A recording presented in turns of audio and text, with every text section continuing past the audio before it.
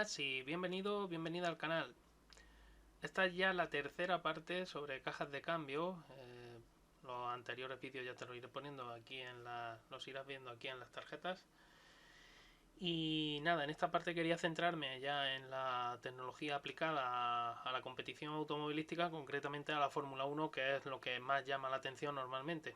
Y lo que haré en este vídeo será un pequeño repaso a la historia de la evolución del sistema de transmisión de un Fórmula 1, de la caja de cambios concretamente, y luego hablar del caso particular actual de las famosas cajas de cambios semiautomáticas usadas en Fórmula 1 actualmente, que probablemente son las más rápidas de accionamiento de toda la competición. Y bueno, sin más preámbulos y sin más dilación, pues dentro vídeo. Las cajas de cambio usadas actualmente en Fórmula 1 son muy parecidas, en su concepción básica, a una caja manual convencional. Eso sí, el accionamiento es semiautomático, controlado electrónicamente, y están diseñadas y fabricadas con materiales bastante más costosos y más difíciles de operar que las cajas de cambio convencionales. Para llegar a esta solución actual, la Fórmula 1 ha ido desarrollando la caja de cambio a lo largo de su historia e incluso añadiendo un rol estructural a su cárter. Por eso es interesante hacer un pequeño repaso a esta historia. Oficialmente, la Fórmula 1 comienza su andadura en el año 1950. Desde entonces hasta hoy día ha tenido muchos cambios tecnológicos de toda índole. Y la caja de cambios no es uno de los que se haya escapado de esa evolución.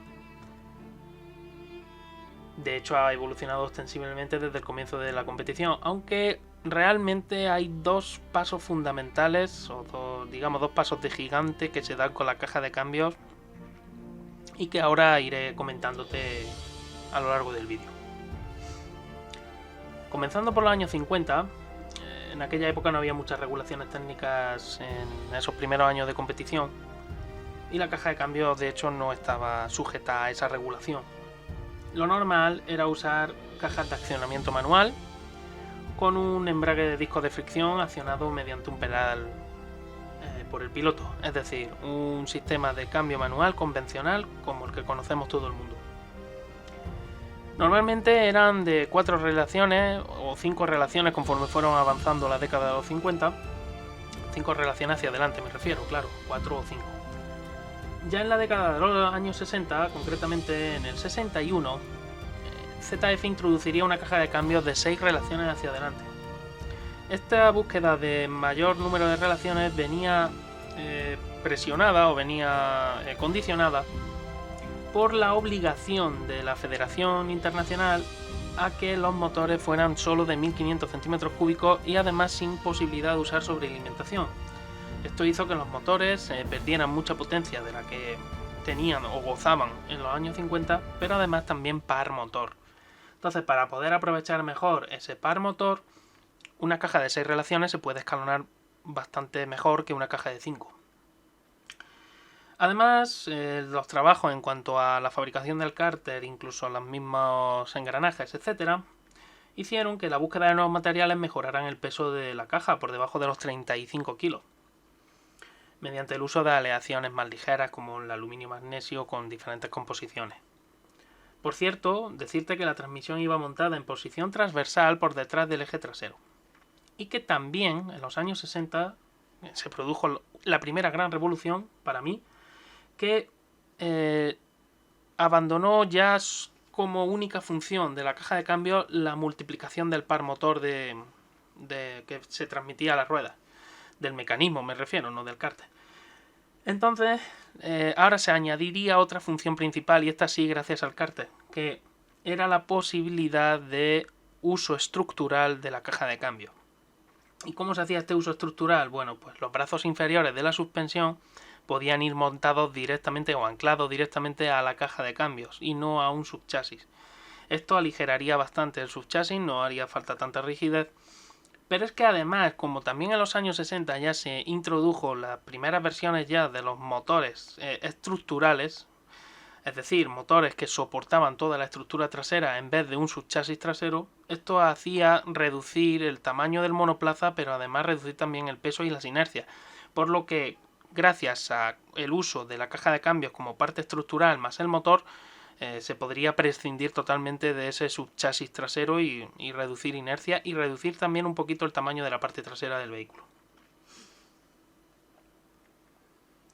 En los años 70 siguieron evolucionando poco a poco las cajas, en materiales, en construcción, en diseños más compactos, pero Ferrari, de la mano de su director técnico Mauro Forghieri, fueron un paso más allá en el uso estructural de la caja de cambios. En su modelo 312T, esa T venía por transversal, y lo que hicieron fue montar la caja de cambios de nuevo en posición transversal. No era algo novedoso en Fórmula 1, pero lo novedoso era que se colocaba por delante del eje trasero para reducir el momento polar de inercia y aumentar la agilidad del monoplaza. La caja era realmente compacta y llevaba un pequeño radiador de aceite montado en el soporte del ala trasera. Todo hacía al modelo muy competitivo.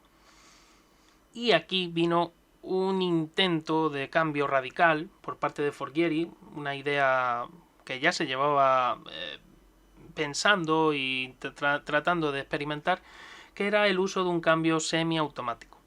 El uso de motores turbo, y no escapaba a Forghieri la necesidad de poder compensar ese lag o ese retardo en la entrega de potencia de un motor turbo, sobre todo en aquellos años que no había control electrónico, tratar de compensarlo de alguna manera. Y Forghieri ideó una caja de cambio, la cual en vez de tener un pedal de embrague para accionar el cambio, ahora llevaría un sistema hidráulico que haría las veces de ese embrague.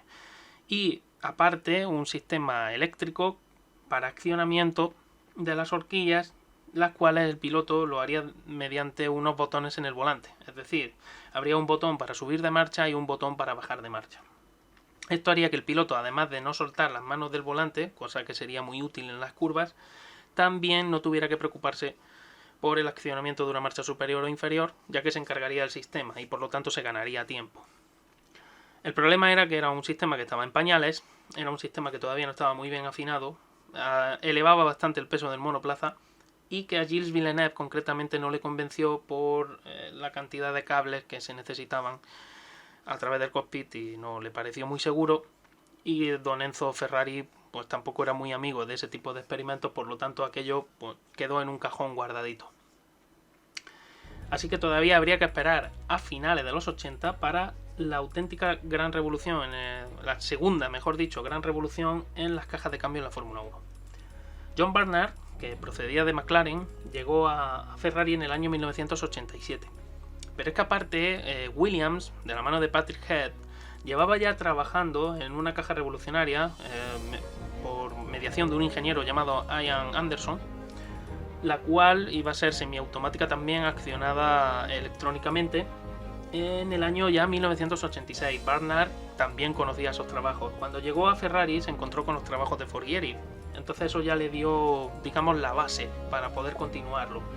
Y mediante el uso de una electrónica mucho más avanzada, a fin de cuentas habían pasado prácticamente 10 años, el modelo 639 de Ferrari, que nunca llegó a debutar, fue un modelo prototipo, digamos un banco de pruebas, probaría dos elementos muy importantes para Ferrari en aquella época. Un motor soberbio V12 de 3.500 centímetros cúbicos con un sonido maravilloso, atmosférico, y la revolucionaria caja de cambio semiautomática controlada electrónicamente. A diferencia del proyecto de Forghieri, Barnard se valdría de la electrónica para tener un funcionamiento mucho más fino y rápido también en esa caja de cambio. Como las actuales, aquella caja se accionaba mediante levas o paletas colocadas por detrás del volante. Era un sistema un poco más rudimentario que el actual, pero bastante parecido. El piloto solo tenía que accionar el embrague en la salida y en la rearrancada. Todavía seguía existiendo pedal de embrague, siendo el resto de marchas introducidas por el sistema hidráulico comandado electrónicamente, que además se encargaría de realizar esa entrada y salida de las marchas de manera que no hubiera que accionar el embrague, es decir, un poco como a golpes, ¿no? Digamos, y se hacía mediante el cálculo de la velocidad de rotación del primario, del secundario, de la caja de cambios y de los sincronizadores. Todo esto controlado electrónicamente. La caja al principio fallaba bastante, pero consiguió una victoria en el Gran Premio de Brasil en su debut. Luego no volvería otra vez a tener un buen resultado hasta ya bien pasada mediados de temporada, pero fue el germen de las cajas actuales, y de hecho las cajas actuales se basan en ese diseño. Sigue siendo todo muy parecido. Ya digo que hoy día lo básico no ha cambiado. Sigue siendo un sistema electrónico que controla un mecanismo hidráulico que se encarga de embragar y desembragar solo exclusivamente en la arrancada y en las sucesivas salidas desde parado. Después ya no hace falta accionar el embrague. Luego ese mismo sistema hidráulico se encarga de dar la presión al accionador del mecanismo de cambio. Los mecanismos de cambio siguen siendo las horquillas que arrastran los sincronizadores para conectar diferentes ruedas de engranaje. Sin embargo, las horquillas ahora ya no se accionan mediante una palanca, sino que hay un elemento que es mucho más efectivo, mucho más rápido, que su nombre es barrel en inglés. Y no es más que un cilindro con una serie de pistas talladas en su superficie. Ese cilindro va girando y va moviéndose también en transversal, de manera que va obligando a una especie de vástagos que salen de las horquillas, va obligándolos a moverse de un lado hacia otro. El sistema es muchísimo más rápido porque siempre está en contacto con todas las horquillas. Entonces se gana muchísimo tiempo. Realmente se podría ganar incluso más tiempo. Actualmente está en torno a las 30 milésimas de segundo entre cambio y cambio. Incluso hay sistemas. El sistema actualmente en la Fórmula 1 es casi instantáneo, pero no llega a ser instantáneo, o no se considera instantáneo, porque la federación, la FIA, no permite los sistemas de embrague dual o de doble embrague. Es decir, con los sistemas como el DSG de Volkswagen, donde un embrague acciona solo las marchas impares y otro embrague acciona las pares. Si eso se permitiera en Fórmula 1, los cambios serían realmente instantáneos. Como sé que me lo vas a preguntar, me va a preguntar por cambios automáticos y por una serie de sistemas que hubo a finales de los 90 y tal, ya te puedo contestar que sí, que efectivamente hubo pruebas en los años 90 con ellos, en años 92-93, cambios tipo CVT o de variador continuo, pero la FIA impuso restricciones para que esto no llegara a buen puerto. A principios de los años 2000 también seguía siendo cajas semiautomáticas, pero el sistema electrónico de control, mediante el uso del GPS, era capaz de reducir velocidades automáticamente, sin que el piloto tuviera que accionar las paletas y quitarle un poquito de trabajo al piloto. Eso al final, bueno, duró pocos años. La FIA luego ya obligó a que el sistema siempre fuera accionado manualmente por el piloto.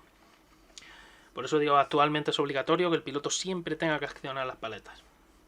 Las paletas o las levas de cambio están colocadas detrás del volante. Son dos, una para subir marchas, otra para bajar. Y luego hay una tercera leva, obligatoria también por parte de la FIA, en la cual se maneja el embrague. En la arrancada y siempre que se sale desde parado. Por cierto, decirte que esa leva del embrague, antiguamente había dos levas. Antiguamente me refiero a hace unos pocos años. Había dos levas en las cuales en la arrancada se accionaban las dos al 100%, una se soltaba inmediatamente y la otra se dejaba al 50%, y el coche hacía que el resbalamiento del embrague no terminara por o por clavarlo o por calar el motor. Es decir, el sistema electrónico se encargaba de que el embrague siempre estuviera transmitiendo potencia. Sin embargo, eso la FIA lo prohibió y ahora solo se puede usar una leva de embrague, la cual es el piloto el que tiene que jugar con el recorrido de la leva en la arrancada. Como curiosidad, decirte que en un gran premio como el de Mónaco, hablando de las levas en el volante, pues un piloto puede llegar a accionar las paletas de cambio casi 50 veces por vuelta, o alrededor de 50 veces por vuelta, lo que daría más de 3.700 cambios solo durante la carrera. Esto es sin contar entrenamientos ni clasificación. Y no voy a terminar el vídeo sin decirte que el cárter de las cajas de cambio actualmente está fabricado en fibra de carbono, con sujeciones de titanio. El desarrollo de estas cajas de fibra de carbono ha sido un proceso de muchos años y muchos quebraderos de cabeza para los ingenieros. De hecho, las cajas con cárter de aluminio han estado en uso hasta no hace tanto tiempo. Y esto es así porque el carbono es un material, la fibra de carbono es un material que no trabaja mejor que el aluminio a torsión. y además es un material que no se lleva muy bien con el calor. Entonces ha habido que evolucionar, buscar nuevos materiales, buscar nuevas formas de fabricación, etcétera, para conseguir la suficiente rigidez de la torsión y poder aprovechar la ligereza de esa fibra de carbono.